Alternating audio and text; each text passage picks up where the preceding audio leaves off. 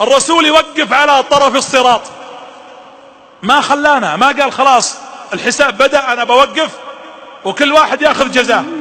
الرسول يقول اللهم سلم سلم، اللهم سلم سلم، اللهم أمتي، اللهم أمتي. ثم يمر الناس يشوفهم النبي اللهم سلم اللهم سلم لين يمرون.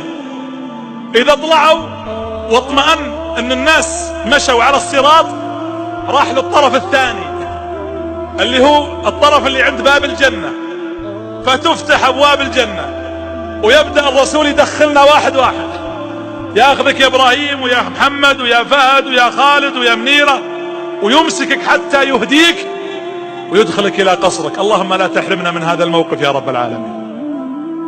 هذا مشهد عظيم. طيب خلاص، طيب دخلنا الجنة انتهينا؟ لا، فينظر النبي فيقول إن من أمتي من أدخله الله النار. فينظر النبي فيقول إن من أمتي من أدخله الله النار.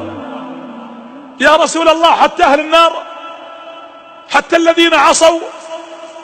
إن من أمتي من أدخله الله النار وإني سأشفع عند ربي حتى يرحمهم. يقول النبي عليه الصلاة والسلام فأذهب تحت عرشه وأسجد وأقول يا رب إن من أمتي من أدخلته النار، اللهم إني أستشفعك فيهم. فيقول النبي فيقول الله يا محمد ارفع رأسك، ويحد لي حدا، يعني حدد لي عدد، ويقول اذهب وأخرجهم من النار.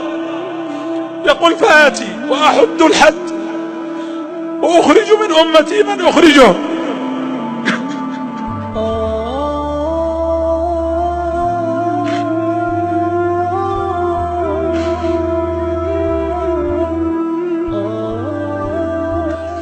ثم يقول ادخلهم الجنة، ويبقى عدد، فأشفع مرة ثانية فيحد لي حد فأخرجهم وأدخلهم الجنة.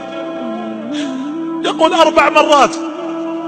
يقول فأستحي من ربي وأسجد مرة خامسة فأقول يا رب إن من أمتي من أدخلته النار.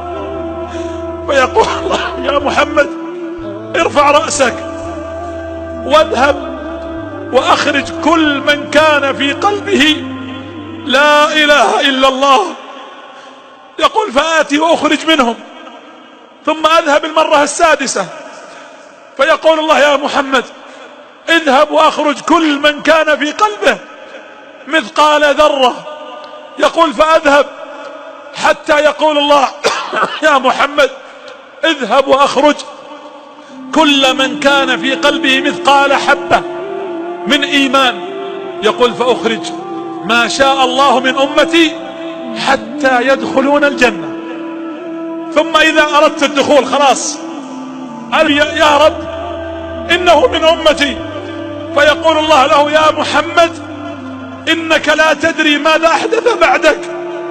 أحدث يعني غير، بدل، أبدع، يعني بدعة، ابتدع. قالوا سحقا سحقا فيؤخذ إلى النار. هذه رحمة الرسول عليه الصلاة والسلام. لقد جاءكم رسول من أنفسكم عزيز عليه ما عنتم حريص عليكم بالمؤمنين رؤوف رحيم.